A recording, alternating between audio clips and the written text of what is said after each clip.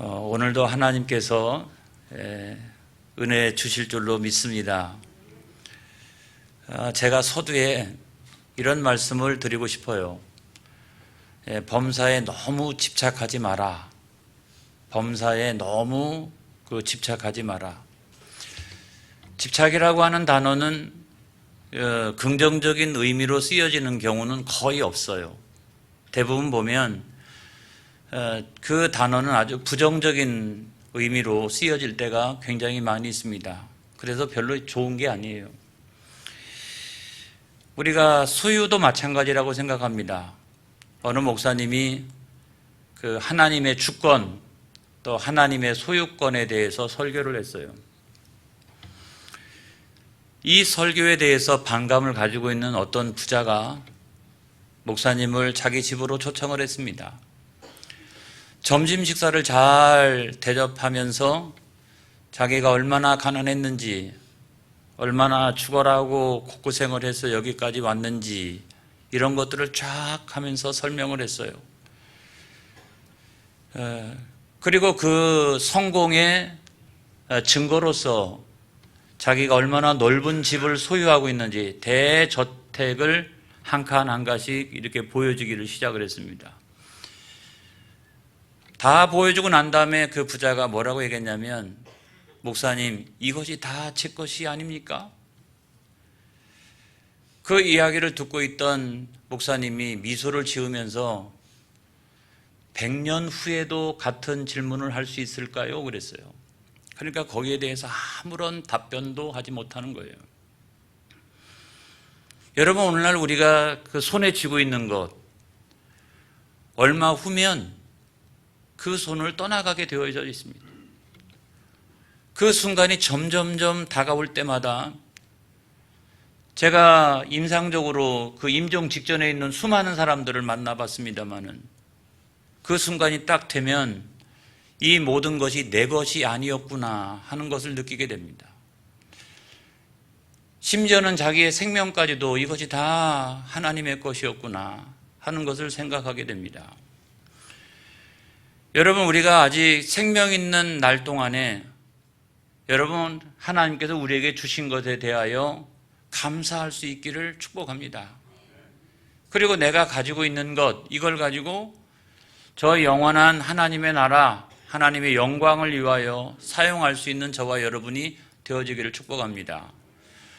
얼마 전에 제가 학교에서 그 정경 총회장이신 배야섭 목사님을 만나 뵌 적이 있습니다. 사진으로 한번 올려주세요.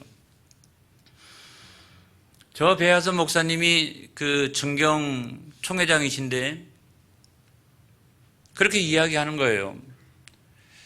자기가 기도해 보니까, 자기가 생각해 보니까 내년에 꼭 하나님께로 올라갈 것 같다. 내년에 나는 소천할 것 같다. 그래서 자기 아내 그 김복순 사모님과 함께 자기가 가지고 있는 모든 그 유산들을 다 정리해서 학교에다가 그 유산을 기증하는 그 기증식을 했습니다. 제가 따로 언젠가 시간을 내서 이 간증을 아주 구체적으로 할 기회가 있을 거라고 생각합니다.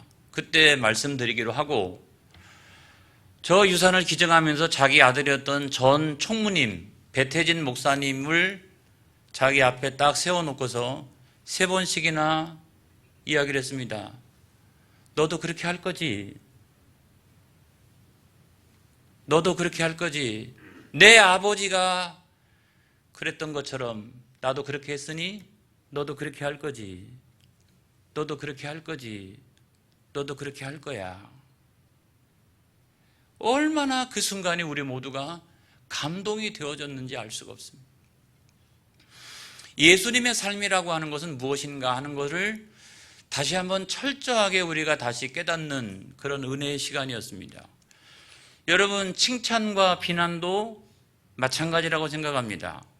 사람이 너무 칭찬에 집착하기 시작하면 교만해집니다. 또 사람이 비난에 너무 집착하다 보면 위축되어지기 시작하고 비굴해지기 시작합니다. 그래서 절대로 이 평안한 삶을 살아갈 수가 없는 거예요. 여러분, 애정도 마찬가지입니다. 애정도. 그 1999년도에 나왔던 그 벨기에 영화 가운데 최후의 연인들이라고 하는 영화가 있어요. 그 영화에 보면 아름다운 줄리엣이라고 하는 여인이 어떤 남자를 피해가지고 막 도망치다가 교통사고를 당하게 됩니다. 앰뷸런스를 타게 되었는데 도망치고 싶으니까 그 앰뷸런스 운전기사와 이야기를 해가지고 둘이 같이 도망을 칩니다. 도망을 치다가 둘이 서로 사랑을 하게 되었어요. 근데 여러분, 그 먼저 사귀었던 그 귀노라고 하는 그 남자가 끝까지 추격을 해오고, 또 줄리엣이라고 하는 이 여자도 아무튼 그 일시적으로 자유를 누렸지만 그럼에도 불구하고 여기로부터 자유롭지 못한 거예요. 늘 쫓겨다니는 마음, 두려워하는 마음, 이런 마음이 있었고, 또 앰뷸런스 그 운전기사였던 그 가이파라고 하는 사람은 자기가 사랑하는 여인이 자꾸 이렇게 이전에 있었던 남자한테 두려워하고 집착을 하고 이러다 보니까 자기도 더욱더 집착하는 마음이 생기기 시작을 했습니다. 이 세 사람 사이에 있는 이 집착적인 사랑의 관계, 이것들을 잘 표현했던 그런 영화라고 생각합니다. 나중에 더욱더 큰 문제가 발생해서 아주 파국으로 치닫게 되어지는 것이 이 영화의 결론이에요. 여러분, 나중에 여자 주인공은 뭐라고 이야기하냐면 그 집착 때문에 내가 숨을 쉴 수가 없노라고 이야기합니다. 그리고 내가 어떤 사람을 사랑하는 것이 집착이 되어지면 그 상대방한테는 숨을 쉴 수 없는 것이 되는 거예요. 제가 그 읽었던 글 가운데 아주 좋은 글이 있어서 제가 퍼왔습니다. 그 글은 이런 내용이에요. 집착은 스스로를 괴롭게 하는 것이다.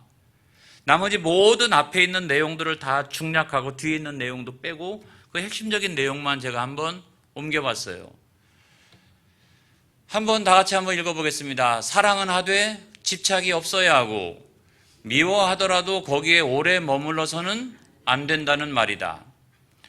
사랑이든 미움이든 마음이 그곳에 딱 머물러 집착하게 되면 그때부터 분별의 괴로움은 시작된다. 사랑이 오면 사랑을 하고 미움이 오면 미워하되 머무는 바 없이 해야 한다. 집착은 스스로를 괴롭게 하는 것이다. 우리 모두가 다 공감할 수 있는 그런 내용이라고 생각합니다. 여러분, 저 글이 다 우리 모두가 공감이 되어지는 그런 내용 아닙니까? 그런데 여기에 가장 부합하는 사람이 누구인가라고 보니까 오늘 성경 본문에 나오는 사울이 그와 같은 사람이 아닐까라는 생각을 했어요. 다윗은 그 골리앗을 이겼습니다. 그래가지고 엄청난 공로를 세웠잖아요. 그 다윗이 공로가 있으니까 점점점 인기가 올라갑니다. 그러니까 사울이 시기하고 질투하기를 시작을 해요. 애정이 전혀 없었던 것은 아닌데 그럼에도 불구하고 내 마음속에 어떤 마음이 미워하는 마음이, 미움이 싹트기 시작하고 그 마음이 점점점 커지기 시작하니까 그 미움에 집착하는 마음이 생기기 시작을 합니다. 미움에 집착해버리니까 나타나는 현상이 뭐예요? 공격하는 거잖아요. 공격하는 거예요. 그래서 무려 사울이 다윗을 13년 동안이나 공격했습니다. 다윗이 도망 다녔던 유대 광야, 얼마 전에 제가 한번 그 유대 광야를 찍은 어떤 유튜브 영상을 제가 본 적이 한번 있어요. 이야, 세상에 저기서 13년 동안 도망 다녔다고 생각을 하니까 기가 막힌 거예요. 계속해서 공격하고 또 공격하고 또 공격하고 13년 동안이나 다윗의 마음은 어떤 마음이었을까라고 생각하니까 그 아주 험난한 유대 광야 그 자체가 다윗의 마음이지 않았을까라는 생각을 해요. 오늘 성경 본문 사무엘상 19장 안에서만, 그 짧은 그 19장 안에서만 4번이나 공격을 합니다. 4번이나. 그러니까 다윗이 얼마나 기가 막혀요.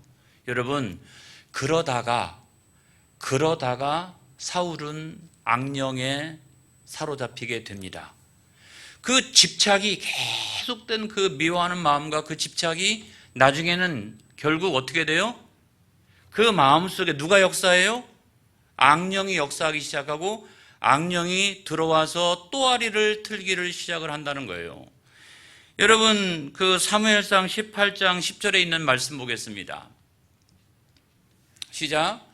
그 이튿날 하나님께서 부리시는 악령이 사울에게 힘있게 내림에 그가 집안에서 정신없이 떠들어대므로 다윗이 평일과 같이 손으로 수금을 타는데 그때에 사울의 손에 창이 있는지라.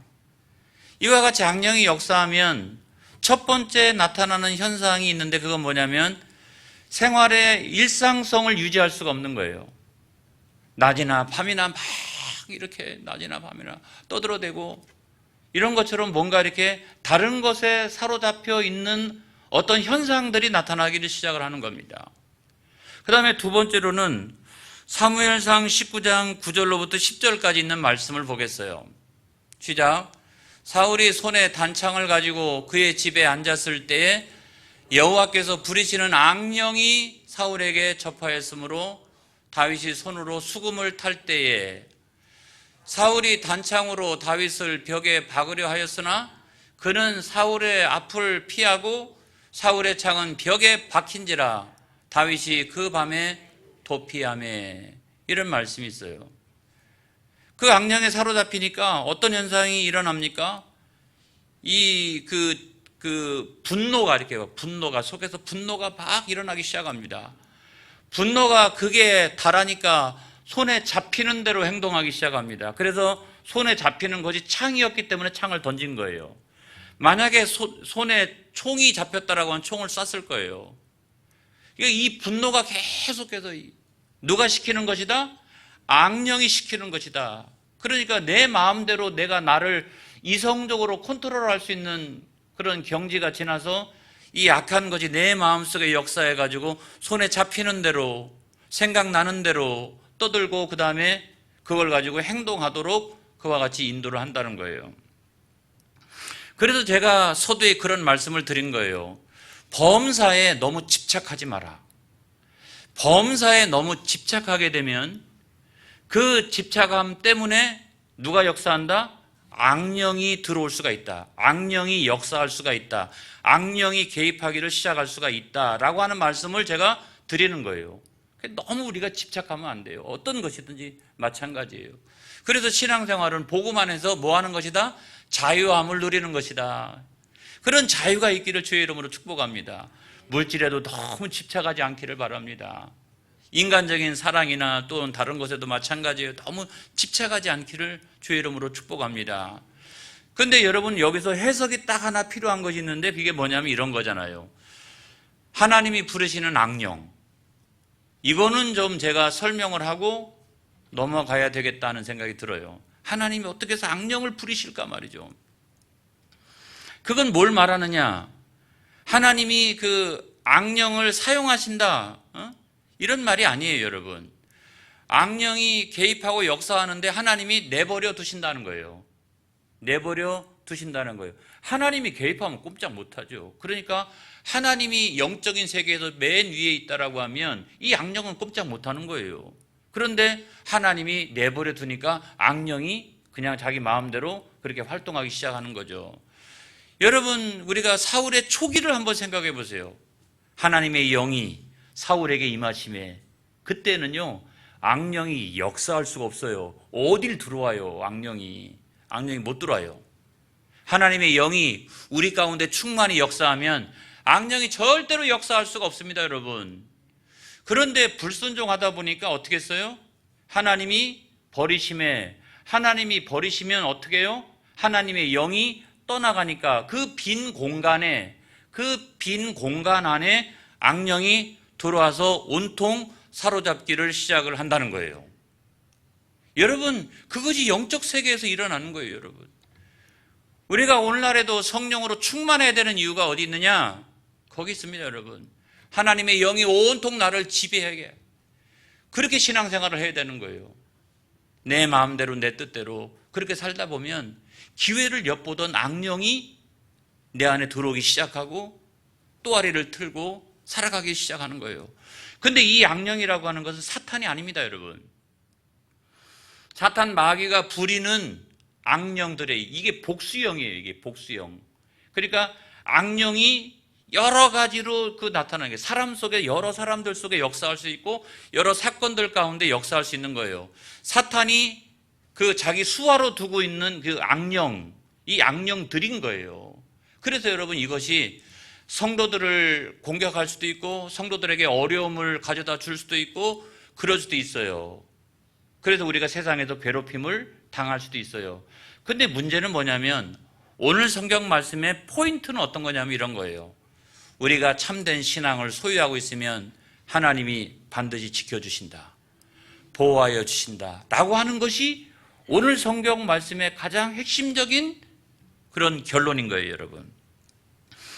오늘 성경에 보면 하나님께서는 사울의 아들이었던 요나단을 사용하십니다. 해가지고 다윗을 피하도록 그렇게 만들고 또 자기 아버지를 향해서 막 그냥 덤빕니다. 아버지, 그거는 범죄하는 겁니다. 아버지, 그거는 득죄하는 겁니다. 그거 안 되는 겁니다. 안 되는 겁니다. 막 아들이 그렇게 나오니까 아버지가 꼼짝 못하고 그래가지고 일시적으로 공격하는 것을 멈추게 돼요. 멈추게 돼요. 두 번째로는 하나님이 누구에게 역사했다? 사울의 딸이었던 미갈에게 역사했습니다. 그래가지고 또 다시 다윗을 피신을 시키잖아요. 그리고 자기 아버지를 속입니다. 드라빔 그걸 가지고서 사람의 형태를 만들어 놓고 마치 다윗이 여기서 자고 있는 것처럼 그렇게 해가지고 자기 아버지를 속이질 않습니까? 그러니까 천하에 믿을 놈이 하나도 없다. 아니 사울이 생각을 해보니까 아들 딸도 이렇게 나오니까 믿을 놈이 하나도 없는 거예요. 그러니까 자기가 직접 해야 되겠다라고 생각을 했어요. 그래서 정탐꾼을 통해 가지고 소식을 들어보니까 이 다윗이 라마에 가 있대요. 라마라고 하는 건 지역이에요. 근데 라마 중에서도 나요스에 가 있대요. 나요스는 집을 말하는 겁니다. 그 집은 뭐냐면 은퇴한 사무엘이 선지자 생도들을 양육하고 있는 그와 같은 집인 거예요. 하나님의 집인 거예요. 그게 바로 나요시예요. 오늘날로 치면 이런 거죠. 기숙형 신학교. 기숙형 신학교. 계속 그냥 거기서 먹고 자고 새벽 기도하고 훈련 받으면서 신학을 공부하는 이 기숙형 그런 신학교를 이야기하는 거예요. 그래서 이 소식을 듣고서 사울이 전령을 보냅니다. 이 전령은 그냥 사신이 아니에요. 이렇게 야, 너 거기 있냐? 라고 얘기하면서 너 웬만하면 항복하지 이런 게 아니잖아요. 자기 친위대를 보내는 거예요. 자기 부하들을 보냈는데 그들을 보냈는데도 아무런 소식이 들려오지 않는 거예요. 그게 이상하다라고 생각했어요. 그랬더니 기절초풍할 소식이 전해져 옵니다. 그건 뭐냐면 라마 나요스에 저들이 들어갔는데 거기서 하나님의 영을 받고 같이 그냥 주저앉아서 예언하고 있더라. 막 배신감이 느껴지는 거예요. 그래서 여러분 이번에는 친위대 중에 그 친위대, 그 자기 친위대 중에서도 그나마 똘똘하고 그 다음에 명령 수행을 잘하고 군기가 바짝 들어있고 눈에 막 살기가 막 있는 이런 애들을 모아가지고 이번에 또 한 번 전령을 보내게 됩니다. 야, 이번엔 틀림없을 거야. 쟤네들 군기 좀 봐, 군기. 야, 눈에 막 살기 이런 것도 있고. 틀림없다, 이번에는. 그런 애들을 보냈는데도 이번에도 하나님의 영이 역사하니까 그들도 주저앉아가지고 같이 예언하고 거기서 앉아 있는 거예요. 기가 막히잖아요. 그래서 이번엔 어떻게 했냐면 자기 옆에서 최종적으로 자기를 위해서 대신해서 목숨을 버릴 수 있는 정도의 자기 옆에 최측근이면서 자기 옆에 서가지고 자기를 지키고 있는 그 사람들, 그 전령들을 이번에는 보내게 됩니다. 이번에는 틀림이 없을 거야 라고 생각을 했어요. 그런데 웬걸 나를 위해서 죽을 수도 있는 그 친위대를 보냈건만 하나님의 영이 역사하니까 그들도 라마 나요스에 들어가가지고 주저앉아가지고 그들도 예언하고 있더라는 거예요. 믿을 놈이 하나도 없는 거예요. 그러니까 이번에는 내가 직접 가야 되겠다. 직접 내가 직접 가야 되겠다. 직접 갔어요. 남아 나요 그 입구에 도착하자마자 하나님의 영이 역사합니다. 그러니까 사무엘을 만나기도 전에 벌써 예언하고 있는 거예요. 예언하면서 길을 가고 있는 거예요. 예언하면서. 그리고 사무엘을 만나자마자 옷을 벗고 밤낮, 여기 성경에 보면 하루 종일, 여러분 24절에 있는 말씀 보겠습니다. 시작. 그가 또 그의 옷을 벗고 사무엘 앞에서 예언을 하며 하루 밤낮을 벗은 몸으로 누웠더라. 그러므로 속담에 이르기를 사울도 선지자 중에 있느냐 하니라 그랬어요. 여러분, 하나님의 영이 역사하니까 그렇게 살기가 등등하고 이제 나밖에 믿을 사람이 없다라고 생각해서 직접 참가했던 이 사울조차도 뒤집어지는 역사가 일어나잖아요. 할렐루야. 하나님의 영이 역사하면 이런 엄청난 역사가 일어나는 거예요. 하나님의 영을 이길 수 있는 것은 세상 가운데 없는 거예요, 여러분. 그래서 우리는 성령으로 충만한 신앙생활을 해야 되는 겁니다, 여러분. 그래 나중에 어떻게 됐어요? 야, 사울도 선지자냐? 라고 하는 속담이 생겼어요. 이건 비아냥거리는 속담이에요. 사람들이 야, 저 사울도 선지자야, 선지자 라고 하면서 사람들이 비웃기 시작을 했다는 거예요. 그게 속담이 돼가지고 오늘날까지 내려오는 속담이 됐다는 거예요. 하나님의 영을 이길 수 있는 것은 아무것도 없습니다, 여러분. 하나님의 영을 이길 수 있는 건 아무것도 없습니다. 그래 여러분, 주님의 교회가 그런 하나님의 영으로 충만한 교회가 되어지기를 축복합니다.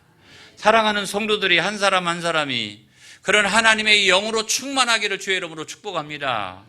여러분을 이길 수 있는 건 아무것도 없습니다. 세상에 그것도 것도 여러분을 이길 수가 없는 것입니다. 하나님의 영이 여러분을 도와주시면, 여러분 안에서 충만으로 역사하면 여러분은 능히 어떠한 역사를 할지라도, 어떤 음모를 할지라도, 어떤 괴계를 할지라도 그걸 다 이길 수가 있는 거예요. 그걸 믿으시기를 주의 이름으로 축복합니다. 축복합니다. 기도하겠습니다.